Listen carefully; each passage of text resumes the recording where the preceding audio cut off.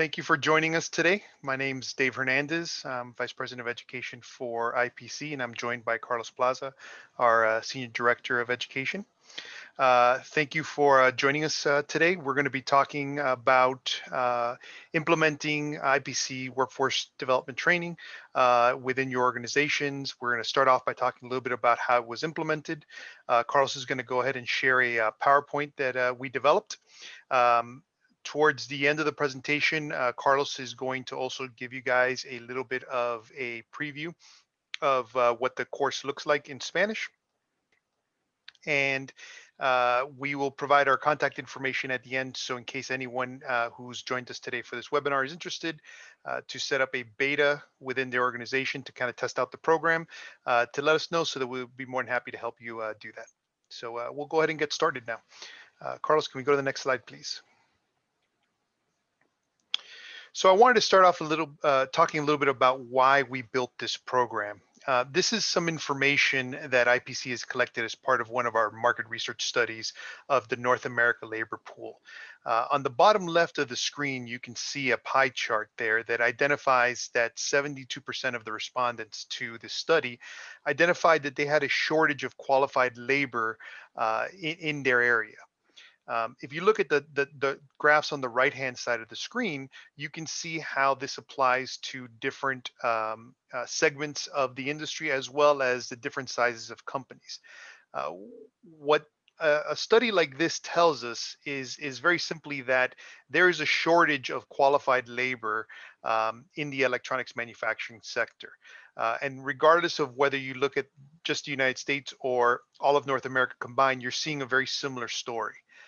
So if we go to the next slide, you can see a little bit more details as far as how they identified what that shortage looks like.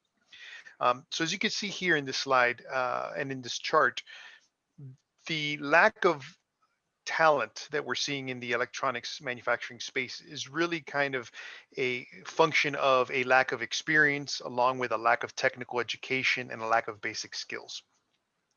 Utilizing the information that we took from this study, we actually did a worldwide global needs assessment where we looked at 3 regions: North America, Europe, and China, and Asia Pacific as a whole.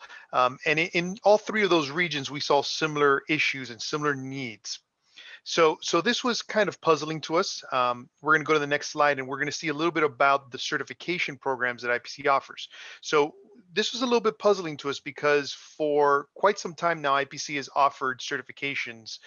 In 2019, we did 108,000 certifications globally in over 200 countries in 21 different languages. So as you can imagine, these programs are used worldwide. So when we started seeing that there was this lack of talent, that there was a lack of technical training available and a lack of basic skills available, it kind of made us start asking questions. Through this needs assessment that we completed, we discovered that there was quite a number of challenges that the certification programs that we have and have been developing over the last several decades have not really addressed. In the next slide, we're going to see that these challenges really kind of come down to 3 major buckets. The first one is that our certification programs are not designed to necessarily be a skill-based training program that is meant to take people with no knowledge or little knowledge of a particular area and train them up or upskill them. And so what we wanted to do was we wanted to build pathways for people. If the challenge that the industry is seeing is a lack of talent, we needed to find a way to address that by building pathways for them to go from knowing very little to nothing to having a career. So this lack of options for different organizations posed a challenge. This is compounded by the fact that our certification programs have a very broad scope. And what do I mean by that? If you take a look at how our certification programs are structured, when you look at the basic level of certification, which is our CIS or the specialist level, this you see people in the same class who range from operators to engineers, and so it's very difficult in a course like that because to teach basic skills because it's really focused around the standards. You wouldn't teach the same basic skills to an operator as you would an engineer, and so it kind of pointed to the need that there needed to be a level below certification that kind of trained some of those skills. And finally, the last real big challenge that we identified was that um, our certification programs globally are all taught the same way, they're all administered the same way, and that standardization is really something that is fairly common and basic for certification programs. The challenge that you have with that is because it needs to be done the exact same way in every company, it didn't really allow for organizations to implement the programs to meet their specific needs. It kind of took the needs of the industry as a whole and said, here's the solution from a certification level without really kind of allowing the flexibility that some companies needed for implementation. So I spent the first couple of minutes of this presentation talking about the challenges that were identified by IPC. And I know I went fairly quickly, but that's because I wanted to leave Carlos enough time to really talk about the solutions that we've developed and make sure that he has an opportunity to show you all that. So I'm going to turn this over to Carlos now so that he can really talk about the solutions we've developed and kind of give you an overview of what that looks like. David, do you want to take any questions about certification or anything that we've talked about up to this time, and do you want to leave that to the end? Why don't we do this? If anyone has any questions, I know that there's a question and answer panel at the bottom of your screen. If anyone has any questions at any part of the presentation, please just go ahead and write them in there, and we'll try to leave a few minutes at the end to answer your questions. And if we don't get to your question today, Carlos and I will try to get your contact information so we can follow up with you. So go All ahead, right. Carlos. Okay. So basically, I'm going to talk a little bit about the Workforce Training Initiative. This is basically the program that we have developed in response to the challenge that David identified. We needed something for the industry, or the industry indicated to us that they needed something to teach new operators the skills that they require to do their jobs, as opposed to just the certifications that were directed at higher level employees like engineers and were really focused on how to use and navigate particular standards. Here we're turning our attention to how to do a job, right? And so the goal of the IPC Electronics Workforce Training Initiative is to provide easy to implement, cost effective, and efficient training programs that teach the knowledge and skills needed to perform those specific job functions to industry defined levels of proficiency, right? So you tell us exactly what it is you need them to know in order to do the job to the quality level required, right? Not more, not less, very specific. So each of our workforce development program, each of them, and we have several. So far, we've built two, and I'll talk about those two in just a minute, are built through a partnership with industry. We routinely speak to industry members around the world about the issues that you guys face. And if we find that training is identified as a solution, if training is something that will solve that problem, then we organize a group of volunteers, subject matter experts like yourselves, and we work with them in conjunction with learning professionals at IPC to design and develop materials and courses that meet the needs that you've defined. Once we've done that, we test the resulting educational solution, whether it's a course, uh, materials, if it's a small book, whatever it might be. Sometimes a course is the solution, not always. So far, it has been.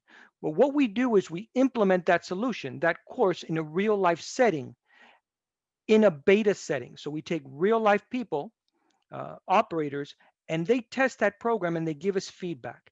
Once we receive that feedback and input that feedback into the program, then we launch it to the wider public as a finished program, right? And it continues to grow. If we find in the future that something needs to be changed because technology has changed, because methodologies have changed, we continue to get that feedback from you, and we go incorporating it into that same course, so the course is always up to date with the realities of the job and the industry, right? So let me go on to the next slide. Oh, sorry about that, folks. Here we go. Next slide. So here I'd like to talk about what we've already implemented, the programs, part of the workforce training initiatives that we have already introduced. So we've introduced a program on ESD. We've also introduced an assembly operator training program. So this is electronics assembly for operators, designed, like we just said, by industry in conjunction with IPC. It's available in English, and the Spanish is about to go into beta. So there will be a Spanish version of it, and I will show you. You'll get a first look at the almost completed Spanish beta version. And there's another part to this that I like to describe. There's also the wire harness operator program that you see on your right that we're working on right now and will go into beta testing. And those are the two main programs, right? So if you're talking about you have your an EMS and you're working essentially on PCB PCAs, right? You're assembling boards, then you'll want to focus on the assembly operator training program for your operators. Once they've gone through that program tells them very key core principles, like the difference between a surface mount and through hole, right? The difference between a board and an assembled board. Very basic things. The difference between a resistor and a capacitor. Um, Very basic information that if they were to go straight from having served coffee or done some other job on a Friday and gone to a certification program on a Monday, they really wouldn't know. So by taking this program, someone who knows nothing gets that basic information, right? And once they're done with that program, if they need to use the J standard or the IPCA 610 operator standard as part of their job, we have short 1 to 2 day programs as well that they can take in order to learn what they need to know about the standard to do their jobs as an operator, right? They don't have to go take the certification program 001. They might want to do that later on as they move, as they gain experience in your facility, and you might want to have them become a CIS and a CIT. But for the time being, maybe all they really need to know is how to use a standard within the role of an operator. And that's what these two programs are for. And we have that both for the assembly operator training program. We have the 001 operator optional and the 610 operator optional.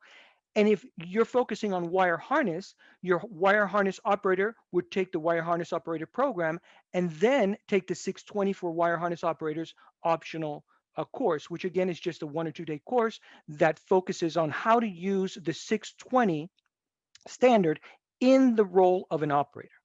We also have the soldering level 1 training program, which focuses on through hole and surface mount chip components, right? So those are the programs we have out right now. I'd like to talk a little bit about how the electronics assembly for operators program is composed, right?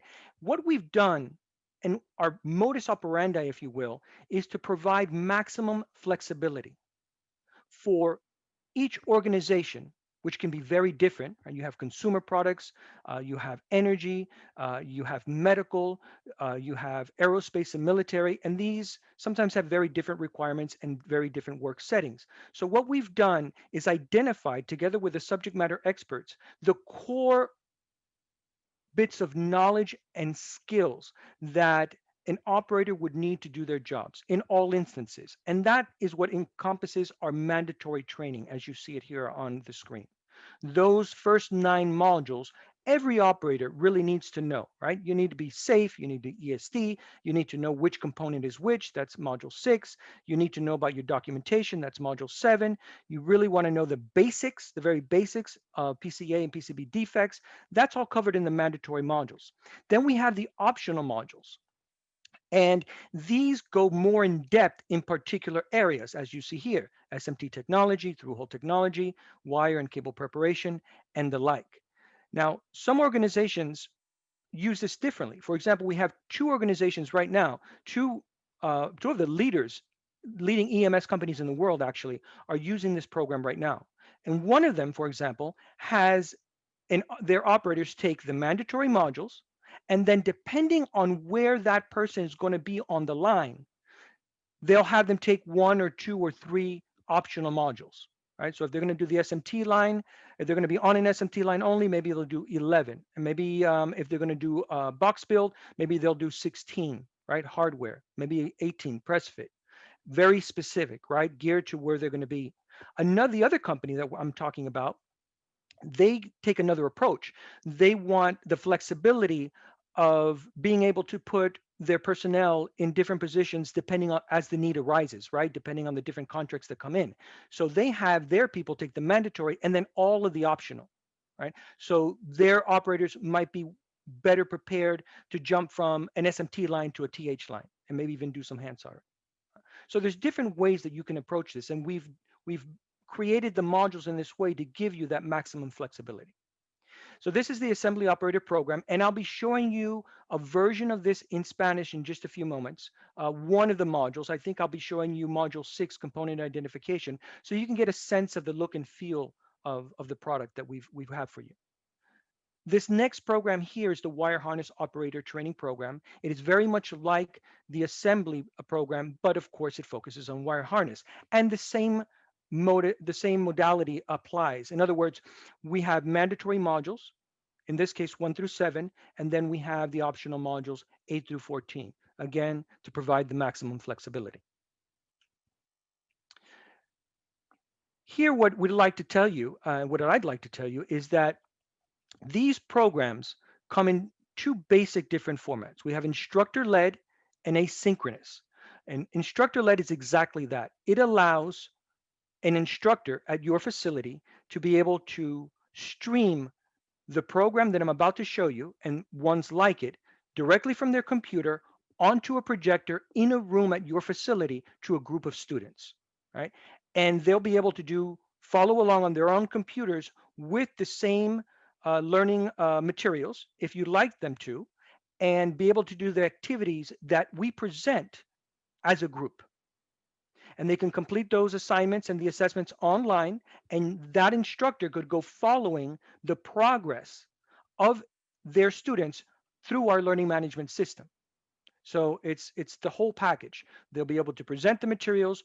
The students will be able to follow along on their own computers or right there as a group in their facility. They don't necessarily have to have their own computers. They can do it with the instructor. And then if they need to complete some assessments, they can do those online one at a time, and the instructor could follow along and see who's done what and how well they're doing. The asynchronous program is a self-paced program. So you have the same content, but the student is taking that course on their own.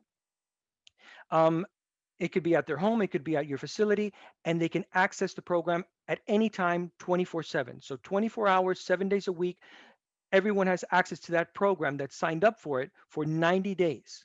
Right? And they'll be able to complete all of the modules, whether it's all the mandatory and any of the optional modules that you would like your students to complete. The practical hands-on programs, and what we're talking about here is that each one of these programs, we've done our very best in conjunction with our learning specialists to include engaging activities and engaging content, assessments, different elements that will help them actually learn and be able to use this information on the job. It's not just a bunch of information. No, you see the information, you see the real things, you look at a video, you do a practice activity, you do a practice quiz. All of these things that we've incorporated help the person actually learn and be able to use what they've learned on the job. The way that we've also implemented the metrics on our learning management system allows the instructor to follow along and help each of the students get to where they need to be if they're having issues. So it's really the complete package. Let me go on to the next slide here. This here is a certificate of qualification. So the students who complete their program complete the first 9 modules of the assembly operator program get a certificate. They earn a certificate of qualification. So they'll get this. It's serialized. It's an official certificate of qualification. If they do one or more of the optional modules that you see on the lower left-hand corner, those will appear. So everyone who completes and successfully completes the final quiz, the final test, with a grade of 80% or more, will see the 9 modules, required modules on the upper left-hand corner. If you do all 18 modules, you'll see all 18 optional modules. You'll see the 10 through 18 on the lower left. If you only do 10, 12, and say 16, then 10, 12, and 16 is what will appear on your certificate.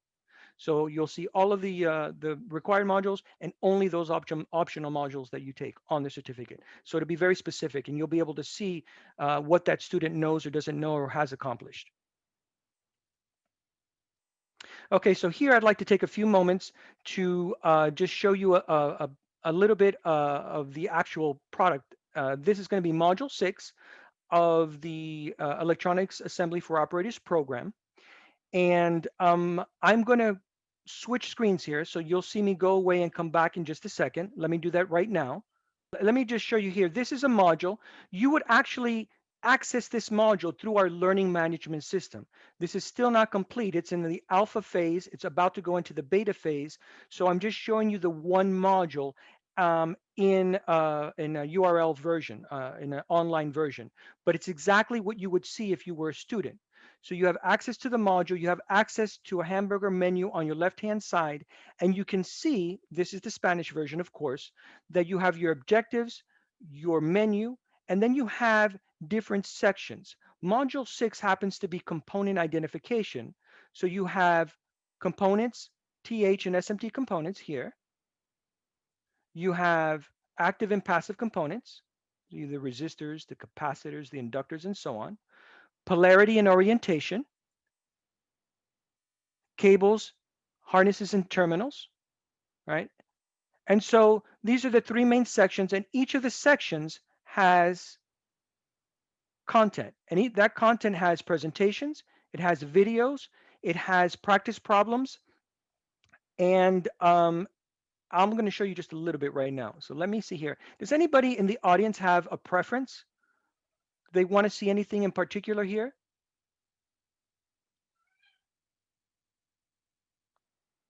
No? Okay, so I'll just jump in. I'll just jump in here. We'll go to components here. Let me make sure that my sound, that I'm sharing the sound.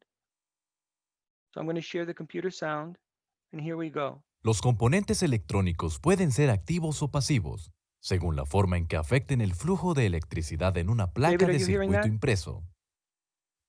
Una de las diferencias principales entre los componentes Yeah. activos y los pasivos es la procedencia de su energía. Los componentes activos dependen de una fuente de energía externa para funcionar. En cambio, los componentes pasivos no la necesitan. Sin embargo, los componentes activos también proporcionan energía al circuito, mientras que los pasivos no pueden hacerlo. Los componentes pasivos solo pueden aceptar la energía que les proveen los componentes activos. Además, ambos tipos de componentes manipulan el flujo de la electricidad, aunque de diferente forma. Los componentes activos aportan energía al circuito, mientras que los componentes pasivos solo pueden restringirla o limitarla. Algunos ejemplos comunes de componentes pasivos son los resistores, capacitores e inductores. Los componentes activos más comunes son los diodos, transistores y circuitos integrados. Analizaremos cada uno de ellos de forma independiente. Un resistor es un componente eléctrico pasivo que reduce el flujo de electricidad a través de un circuito. Imagine un grifo de agua en el que el agua fluye libremente con la mayor rapidez posible. Cuando usted gira el grifo en el sentido de cierre, no interrumpe totalmente el flujo de agua, solo evita que fluya con la máxima fuerza. Un resistor funciona de este modo, pero con la corriente eléctrica. En los ensambles electrónicos se necesitan resistores para limitar el flujo de energía, de modo que determinados componentes no reciban más energía de la que necesitan para funcionar de manera segura. Okay, so I'll Los capacitores son otro tipo de componentes pasivos que pueden almacenar y descargar la electricidad en un circuito según sea necesario. Esto es útil cuando el flujo de electricidad en un circuito se interrumpe ocasionalmente. So you get a sense of what it looks like, how it feels, how it flows. This is the asynchronous version. So this moves on its own. The instructor-led version allows the instructor to move from slide to slide as they see fit. They also have an instructor guide that allows them to see what exactly what each module is composed of, all of the elements in the modules, what the practice problems are composed of, so that they can organize their classes accordingly. They can also bring in any materials or processes into the classroom in order to augment their teaching, right? And so let me just show you a little bit of the a practice problem maybe here. Siga las So here we have a instrucciones hasta practice problem. finalizar esta actividad práctica y luego haga clic en enviar. I'll get it wrong.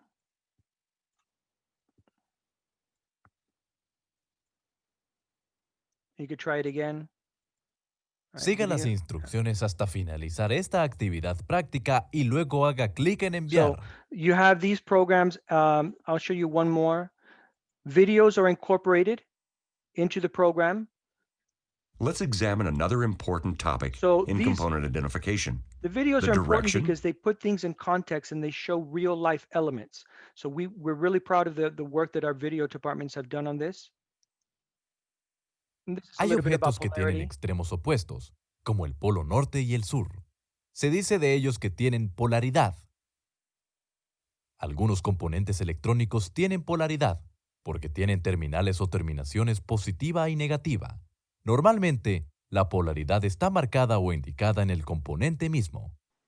So the programs that Carlos has shown, or the program that Carlos showed, and as well as the wire harness program, are really focused around uh, the operator level for organizations that are building electronics. So if you're interested in implementing the program, if you're interested in beta testing it and trying it out and kind of discussing with us the potentials that the program has to meet your potential needs, or if you're just interested to see whether we have other programs that meet your needs, feel free to contact Carlos or I, and we'll do our best to answer your questions and put you in contact with the right people at IPC to help out. We want to thank Mexico Now and everyone for all the opportunity you have today, as well as we want to thank everyone here today for your questions and for your attending today's webinar. And hopefully we'll be hearing from all of you and speaking to you very soon. All right. Thank you, everyone. Everyone, we appreciate your time, and please enjoy the rest of the summit. Gracias. Hasta luego.